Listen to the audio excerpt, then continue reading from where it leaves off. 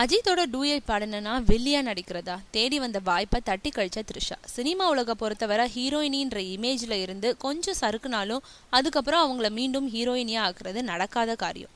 அதனாலதான் ஹீரோயினி மாதிரியான ஒரு ரோல்னு டைரக்டர்கள் இழுத்தாலே அந்த படங்களை ஏற்க மாட்டாங்க நடிகைகள்.